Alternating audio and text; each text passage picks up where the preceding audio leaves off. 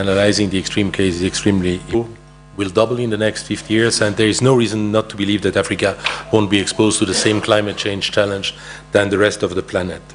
So what are we trying to do? We are, of course, we are, as an international reinsurer, working quite a lot in agriculture, insurance and reinsurance in the rest of the planet, but we are trying since 1990, I would say, to develop an insurance market for agricultural risk in Africa.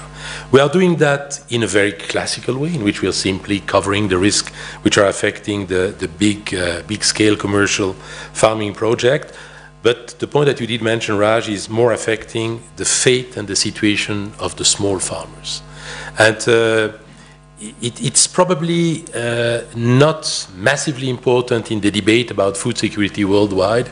It's, in my view, extremely important about the equilibrium of these countries in Africa, the situation of these families, and probably also can play a role in the urbanization trend that is observed, because very many of the people who are simply leaving the camp to go to cities are simply leaving because they cannot live anymore where they used to be. So what we are doing is we are thinking out of the box, trying to find systems which allow us to escape from some of the nightmare of the insurance industry, the visit of experts and things like that, to something which is extremely digital, extremely agile, and which pays to these farmers extremely quick if their crops is suffering the consequence of natural disasters. We want actually to establish stabilized market, open market in Africa, and we know that below $150 million probably it's not a stabilized market, and also with communities. And I must say the project New Vision for Agriculture and Grow Africa is playing a very important role in that respect. We want simply through this project create a market-based, multi-stakeholder approach to the risk and delivering food security, but also security to these farmers. So what we are doing, we've committed until the end of 2017 to provide to 1.4 million small farmers with crop insurance covers in Africa. 1.4 million 2017. You may ask yourself, what does a reinsurer to do there? I believe it's also an opportunity probably to create a new generation of people who do see insurance as something definitively positive and simple, and helping them to face some of the difficulty that sometimes they have to face. We have moved from 2012 to 2013 275,000 farmers to 300,000, so we are on track. And we're putting on the table $2 million per year. It's not an enormous amount, but the game there is really to create something sustainable, and in a way, everything which is in microinsurance has the big advantage. You want this client not to be your client anymore in 30 years, because they belong to a class in which they can have access to normal insurance. And that's what we are trying to do, and in all fairness, it touches food security, but it touches, in my view, also the political situation of these countries, and the fact that these people are probably having a positive view about what insurance can bring to them very efficiently. And Michel, let me just ask, that when you set the goal of, say, we're going to reach 1.4 million smallholder producers in Africa with insurance, are you then building a business to address that target and achieve that goal, or from your perspective, is this more corporate philanthropy? No, definitely. What we want to achieve, what we put on the table, is the amount that I did mention. We want to start the pump, because we believe that's the way in which things can go. Yeah. You know, philanthropy, for its set, then in 50 years we can sit again and tell you that we are at 10 millions, but they are still waiting for the support that we want to start the pump, and that's the amount that we believe is needed in order to start the pump. Excellent. Well, thank you. And Ellen, I'd like to use that to come back to you. You've recently made some important business decisions about building your business in Africa, for example, with certain acquisitions. Do you approach this as a business proposition, or how do you see, why is DuPont, and why are you as its global CEO so focused on building these business opportunities in markets that, you know, might not be as high revenue as other parts of the world for you? We have a very diverse company, but agriculture is the first into any market. And so we've been operating in South Africa for a number of years in agriculture. And when you think of the diversity and the complexity within sub-Saharan Africa, With something like the acquisition of Pinar, we bought a local seed company who was active in many different countries. It brings to us local germplasm. So, you know, germplasm that thrives in an environment that we can then bring our science to help reinforce, make better, and stronger. It brings an infrastructure around operating in those countries that we can build from. And so it helps us get up that curve a lot quicker. And, you know, and it is a marriage of bringing science and technology that we've developed, whether it's in Iowa or in India or China, and starting to accelerate that development in Africa. And yeah, it's an investment phase now, but you know, you go to where the growth is, and if you look at the population, the statistics that were mentioned earlier, you look at where the land is, where there's the greatest opportunity for productivity improvement in agriculture. There's just tremendous opportunity there in the long term, and we think it leverages off of our skills globally, and it's just a natural next step for us. Well, thank you. And Akeen, in order to attract companies like DuPont and Swiss Re, but also I think there are now more than 70 companies partnering with the forum as part of the New Visions for Agriculture effort and Grow Africa. You've had to make some policy and institutional reforms to just create an environment that allows business to flourish, but also directs donor partners like USAID and others to put resources into efforts to help smallholders in particular. Could you tell us a little bit about the reforms that you've championed, and what do you think the results of that have been? Are there lessons for the rest of us? First and foremost is, you know, as I said in the beginning, that agriculture is not a way of life. It's not something you do for a hobby. It's a business. And so the first fundamental thing I had to change as a minister was to change the mindset around agriculture, that it's a business. And it's a business that works for the smallholder farmers. Also linked to that is that we got to really understand what the role of government is and what the role of government is not. The role of government is not to be in the business of agriculture. The role of government is to have enabling environment around agriculture, whether it's good policies, institutions, infrastructure, regulatory environment. That's the role of government. But the private sector is the engine of growth. And so we decided in Nigeria that we have 85 million hectares of land. No more than 40% of that is being utilized. In fact, as Ellen was saying, in terms of optimal utilization for good genetics and all that, not more than 10% of that is being utilized. So clearly, we want to make sure that it's the private sector that is unlocking that. Now, to get advantage of that, I'm actually quite shocked that most of Africa, we don't even know our customers. We don't know the number of farmers we have. We can quote all the statistics, but we don't know them. They're like ghosts, you know. And so we decided that we were going to actually know our customers. We conducted the first ever national register president, 90 days to end that corruption. We took the government out completely. And we said, well, like Coca-Cola, like Pepsi, like everything else, sell your seed and fertilizers, build your supply chains to reach the farmer, not the government warehouse. And so we did that. And then we developed what's called an electronic wallet scheme, which allows us to use mobile phones to reach our farmers directly. With subsidized inputs and fertilizers. Now, within 2 years, that we have reached 6 million farmers, which has allowed us to improve the food security of 30 million people. By this year, we are going to reach 10 million farmers. And just think about what that does. It empowers the poor. It empowers people, cuts out all the corruption within the system. And I think that's very important.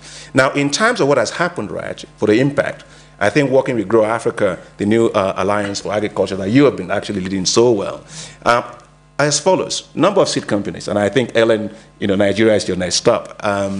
Is number of seed companies in Nigeria grew from 10 to 70 in 2 years. Investment by the private sector in fertilizer manufacturing, because we opened it up, it went to $5 billion, and that's from our own local companies, Aliko Dangote and all that. In terms of private foreign direct investment in our space with Grow Africa and all that work, $4 billion of private sector investment commitments in the sector. But the real taste of the pudding is in the eating. When your own largest importer, Aliko Dangote, goes into agriculture, and our banks are lending to agriculture today than never before. When I became minister, close to 0% of the total bank lending in Nigeria went into agriculture. Today, 4.5 going to 5% is going to agriculture. So what I'm saying really right is that we have made that shift, and the results are there that agriculture pays, and there's a lot of money to be made by smallholder farmers, and we are developing inclusive business models that allows our farmers to create wealth and not just simply manage poverty. Well, thank you, Akin. And you mentioned Grow Africa, and I just want to take a moment to highlight that both Grow Africa and now the Forum is considering moving forward with Grow Asia, which would work in Myanmar, Vietnam, and Indonesia, has come out of years of our collaboration here that basically says we need companies to make more investments in a more focused way against smallholder farmers. We need civil society and scientists to measure those outcomes and make sure that the real benefits are moving people out of poverty and solving malnutrition. And in order to facilitate that, we need governments to show the kind of leadership, Akin, you've shown and been recognized for appropriately, and take on some of these difficult reform issues so that you create the space for the private sector to be successful. But you also said that agriculture is a business, but I don't want to imply that public investment is not important. And I think, Ajay, maybe you could speak a little bit to, India has a very strong public interface in Indian agriculture, some of it highly effective and some of it perhaps less so. What do you think is the role of government and public investment in supporting agriculture that reaches smallholder farmers and gives them a shot in a fair and equitable manner? I think public sector investment is crucial. It's very important. There's no way we are looking without it, because the private sector will have a tendency to go to areas which are perennially irrigated. They will make less effort to go to rain-fed areas because the more profit will come from where they're able to sell inputs. So government is required to give regulation and governance. For example, unlike other industries, agriculture can only be successful, like even as the minister is saying, when people have enough to eat, then they will grow surplus. But when they grow surplus, they need infrastructure, they need markets, they need food processing.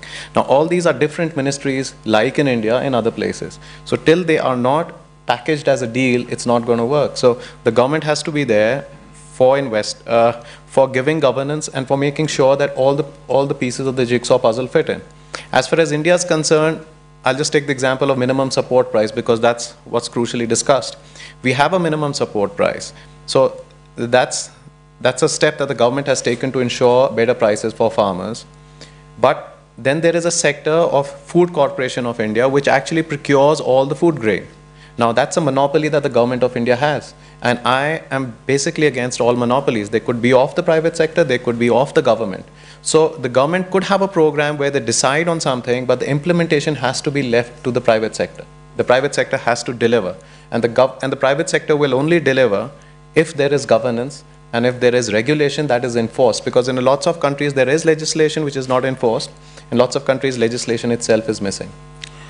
So taking that lesson, Shengen, can you tell us, as you look around the world, do you think policies and governance in the agriculture sector and across the board governing food security are getting more enlightened and more effective?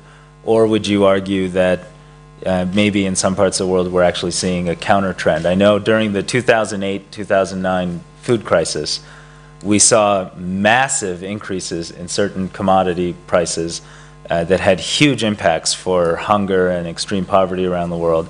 And a lot of it was self-inflicted. A lot of it was countries saying, okay, there's a food shortage, we're going to implement an export ban.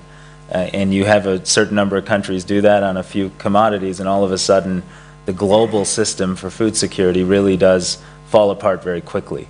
What are you seeing from your global purview? Yeah. Well, it's a mixed picture. And we do see some positive development. That is, the developing countries have increased their investment in agriculture, in improving infrastructure, improving the system, improving the research system extension, and some of the issues Akim also mentioned. However, we have also seen some of the sort of setbacks, particularly in terms of so-called subsidies versus other support. As you mentioned about farmers' need to support their inputs. I would argue that instead of subsidizing their water, fertilizers, electricity, why don't we provide direct income support? So in this case, farmers will be able to gain from more income, and farmers will be able to optimize their input use. Unfortunately, both China and India, you mentioned, well, many of you mentioned China and India, have moved towards more subsidies, direct input subsidies, not income support. That is also directly against WTO. So I think there are lots of issues, particularly knowledge gaps we can address to see what will be the best option to support farmers, particularly smallholders. I think our friend, IFAD president, is sitting over here. I think we don't know the smallholders much. Smallholders is not just one person. They are so different. They need a different strategy. They need a different policy option where we can support them. So we needed to do, Kanaya and I discussed, we needed some sort of survey to really understand what's going on in the smallholder sectors. Then we can target our policies much better. Good. And Michelle, when you hear that, how do you, and you said you're going to try to reach 1.4 million smallholders in Africa with insurance products. How do you actually learn about where they are? How do you reach out and connect to them? Some of the ones that I've seen that are part of our History USAID partnership, you've worked with NGOs to actually have that last mile of connectivity and help connect your very big company to some very remote communities. But what's your strategy for actually getting to the farmers and crossing that last mile? Well, the access is definitely depending on people who are near to the communities, and we are depending on these people. What we bring to the table is not the access to the community as such, is the simplification, if I may say, of what could be an insurance cover. You have now technology which allows you by satellite to define if in an area things were flooded, where was the drought, what was exactly the extent, which allow you to be very, very reactive and very quickly reactive. But it's obvious that we need the support of the government, we need the support of the communities in order to, as you say, progress that we can bring in order to define if an area is really deserving an insurance payment. I think this access to the community will help us very much. But definitely we depend on local government, we depend on communities, and you know, insurance is there in order to support, if I may say, the business of the farmers, and to make sure that they are not victim of volatile events. And we know that volatile events are coming each time more, and in some cases it can be totally disastrous. So that's our contribution. Now, if government decide in an initial phase to support by subsidies these kind of insurance product, we don't have anything against that. I believe the way towards a perfect free market in that aspect is, by the way, not reached in many countries. In almost all mature countries, you also have these kind of subsidies, but the way in which we can collect the data, the way in which we can, again, start the pump of making something which is working by itself without excessive subsidy or excessive support by multilateral organization is something which is, for us, extremely important. And to be honest, it's not restricted to Africa, it's not restricted to India, it's not restricted to China. You also have a lot of subsidies in other places of the world. Yeah, but I want to say that, back to Shangan's point about this issue of subsidies, just to get it clear, you know, I think we have to be realistic. You have developing countries that subsidize their very rich farmers. When it comes to poor, least developed countries that have to actually subsidize their farmers, they are the ones that actually need the subsidies, not the rich countries. And then we start making apologetics about whether we shouldn't even subsidize. No, of course we must subsidize. We must provide support. The question is how you provide it. Make sure that it's targeted to those that need it, as I explained in how we use the e-wallet in Nigeria. So I think we really should get that right. Secondly, on the issue of shocks, in 2012 in Nigeria, when we had our worst flood in history, that opened up our eyes to the need to have risk transfer institutional arrangements to help our farmers. And so I think that things like flood insurance, things like weather index insurance are going to be very crucial going forward. But the key issue is how you go to scale. And again, you cannot really go to scale with weather index insurance unless the government plays a very active role in the early phase of it in supporting the smallholder farmers to pay the premiums. Otherwise, how can a very poor farmer pay the, you know, you pay 28% for loans from banks, and you put on top of that the insurance premium. And so really we must not abandon our farmers. As public policymakers, it's our responsibility just fully support our farmers and do it in a way that makes sense. But I also think that we need to also, to Ajay's point about infrastructure, for us to be able to do the crop insurance, we need agrometeorological stations. You look at many of our countries in Africa today, the number of agromet stations we have is lower than the number they have in one university college in the United States. And so we've got to invest a lot of public infrastructure on that. But last point I want to say is related to the issue of women in agriculture, regardless of which part we're talking about, right? It's the fact that the majority of the farmers we have really are women. And so the issues of dealing with resilience has to do with how do they have access to land, guaranteed access to land, access to finance, very important. Extension services in most of our countries are still led by men, and how do you get such systems to serve women farmers? And I think that if we are going to be really equitable, as public policy makers, we should say, for finance, we set up a bank financing system that supports women farmers. Why not? Women, I think from all the work that has been done in Bangladesh and others shows that women don't default. It's the men that actually marry more wives when they get more money. So we really have to support our women farmers. Thank you.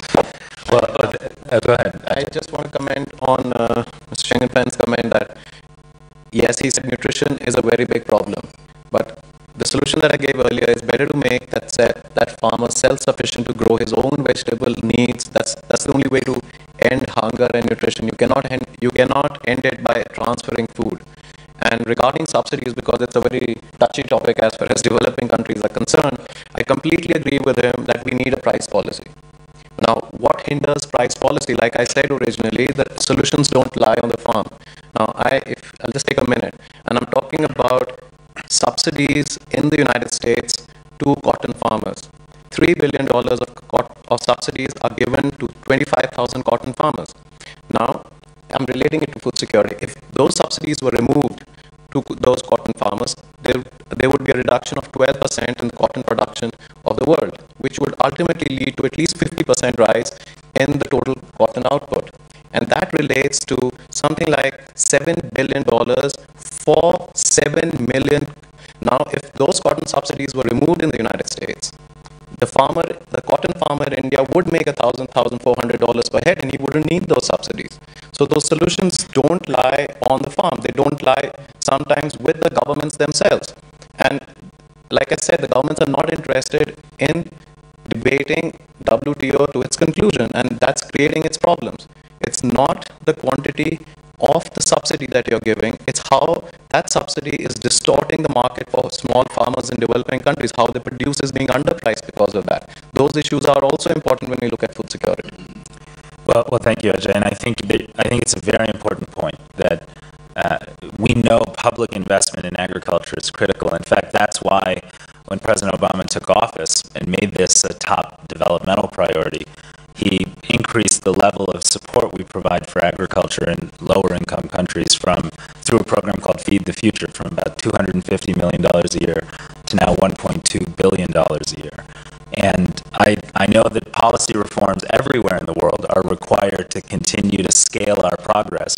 But just through that increased investment alone, done well, done in partnership with countries, done with private companies, and focused on women farmers, where we measure actual income gains, farm household, gender in a gender disaggregated way, we know that we've reached 7 million farm households, help move 12 million children out of a condition of being malnourished, and done it not by handing out food, but by giving people the tools and the capacity and the connectivity to move themselves out of poverty through their own enterprise and effort. And with that, I recognize we have an outstanding group in the room here today, a full house, and we'd love to get some questions, comments. Anybody want to challenge anything you've heard, please just put up your hand and someone will bring around a microphone for you to make a contribution or ask a question. I think there's in the back there. Why don't we start over there? Very much. Very interesting discussion. Thank you so much. I work for EBRD, who is one of the public institutions also working in food security in our region. My question would relate to the moderator's reference to negative spillovers in terms of export quotas in the case of shocks in major producer countries. We know that food production is very much unbalanced in the sense that there are major exporters and major importers. And what seems to me that there is really no good coordination, international coordination of addressing this type of spillovers. So naturally, there is a big a big shock, be it climate policy in Russia or Ukraine, and there is a natural tendency to impose immediately export quotas, which are bad for everybody, including the countries themselves, of course, on the long term, and maybe about also a temptation of corruption which these schemes bring. So my question is, why the G20 doesn't put this on the agenda? This is such a kind of bread and butter, policy spillover issue that could be addressed. Well, thank you. That's an excellent question. Why don't I direct that to Schengen, who I know has done a lot of work on this, I think in the context of both the G8 and the G20. Excellent question. Yesterday, actually, I was in a panel with Australian Prime Minister, and he outlined the priorities of G20 discussion on the Australian presidency. It's very unfortunate that the food security was not there, particularly the trade policy. We know that the trade negotiations, particularly WTO negotiations, has very much focused on imports, tax imports, due to tariffs. We ignore the export side, particularly export restrictions. In 2007-2008 food crisis, export bans accounted for large increase of rice price and to some extent wheat price. Today, I know many countries have restrained the use of export bans. However, if there is another food price shock, I'm afraid many countries will continue to use export bans as a tool to protect their domestic consumers and damage their domestic farmers, because farmers lose opportunity to use higher income. So that's the issue. We need to push G20, WTO, and other trade agreements to focus on export side as well. Good. Next question. We come in the front row here.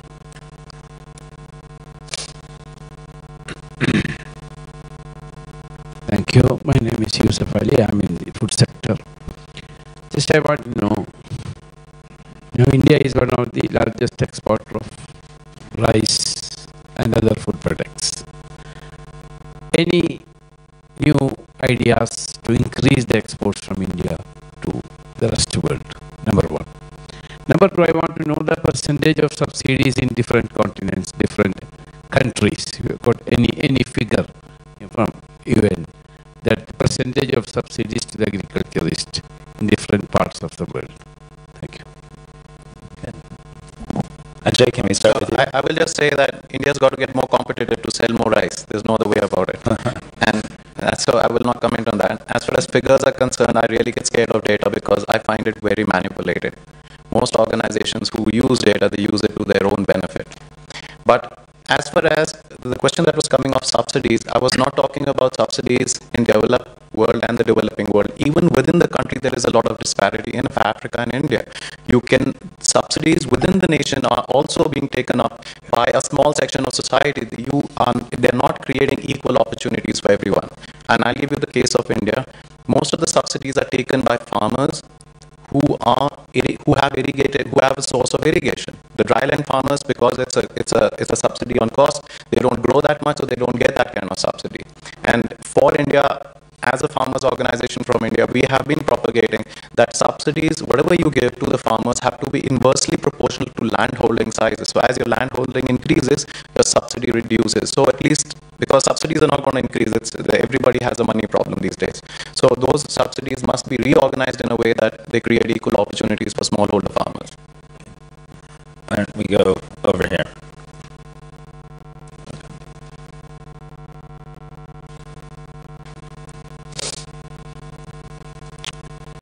Good morning, everyone. Obviously, the food safety requires enough food supply. So we talk a lot about the food comes from the farmland. I'm wondering if we're going to consider getting the food from the ocean through sustainable agriculture. So last year, was the first year that seafood consumption exceeded beef consumption. And we're talking about nutrition. I think protein is very important. So I'm wondering if FAO can help to invest to actually encourage people to develop sustainable marine agriculture to get enough proteins out of the water, which we have a large coverage. So just to see if you have any comments. And also, I think there are many countries in Asia, they have successful stories about how they develop sustainable marine agriculture. Thank you. Akin, do you want to start with Yeah, that? sure. I think that we are underinvesting in fish because fish is the cheapest form of protein for those in developing countries, and I think there is, of course, a blue revolution that is going on in the fishing sector. For me, I think we have to again come back to the public policy. I mean, the spirit of our questions that she raises. In Nigeria, for example, we have trawlers that come in from other countries, come to our own marine waters, and just scoop everything off, and then they go back and sell it back to us. So we've got to really look at the rules and regulations that guide this marine fishing. But also inland fishing is very important. For example, you take a look at Nigeria and the south part of Nigeria. What we have in abundance is water. So we have to support our fishermen. We started that last year in a massive way by giving a lot of support for our fishermen in terms of fingerlings, in terms of access to fish feed, in terms of access to nets and outboard engines that they can use actually in their boats. And we're registering all the boats so we can actually monitor that better. But linked to that also is we need to recognize that the losses in the fish sector are quite high because of lack of cold chain systems. So we have to improve the cold chain systems to do that. And I will also add, in particular, the issue of piracy, because we've got to solve that. We've got a problem in Nigeria and most of the other countries in Africa, Gulf of Guinea and all of that, where we have significant amount of piracy on our waters, and we have to absolutely deal with that.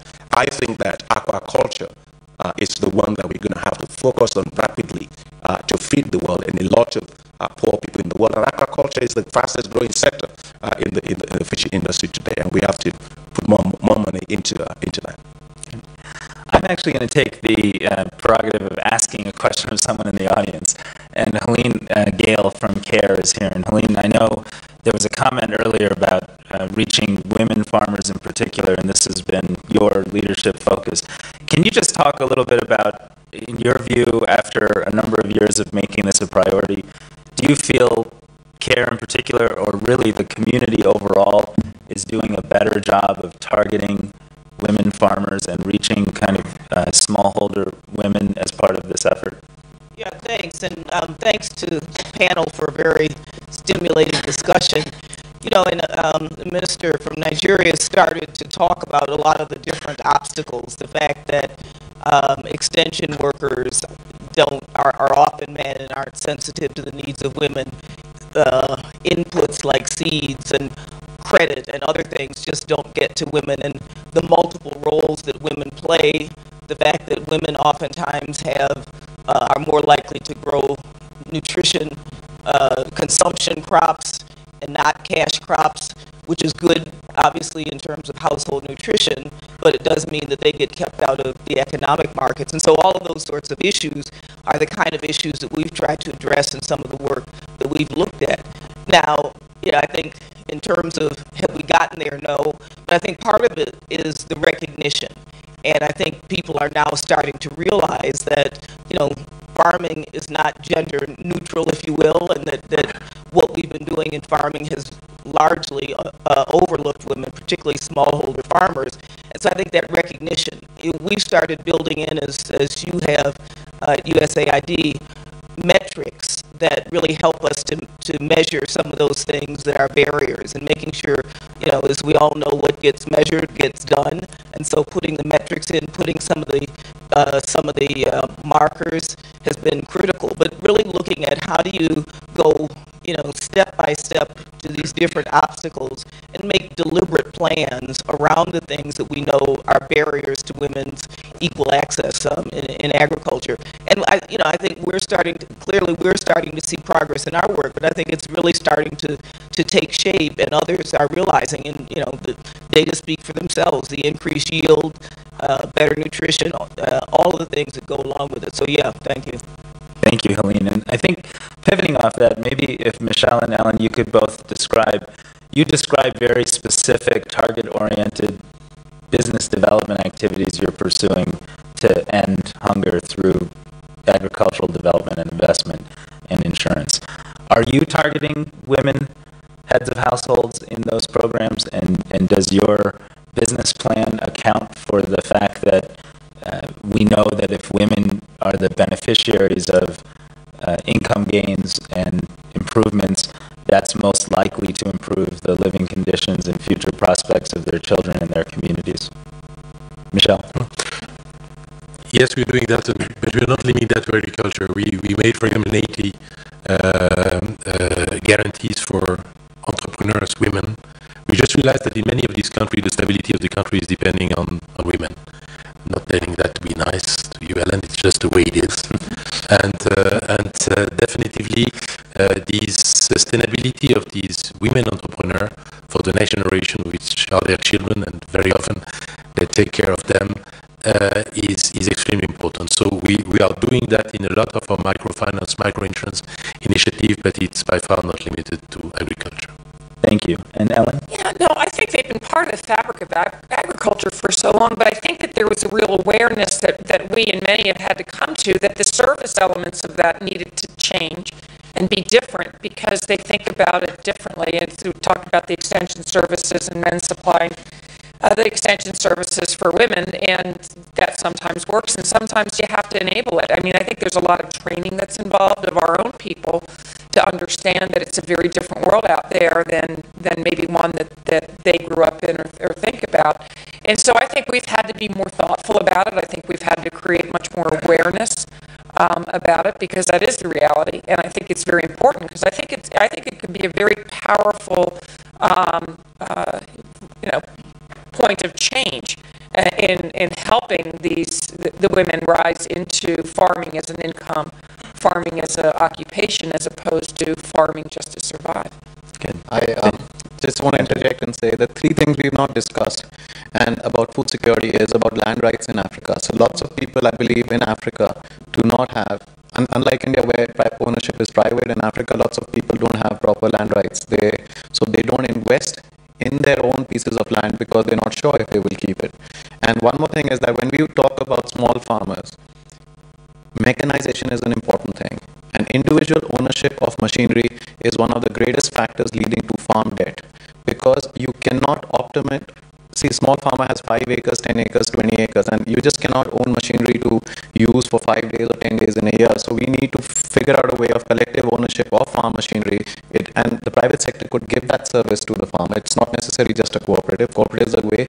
You could take out different ways, because that's very, very essential. And one of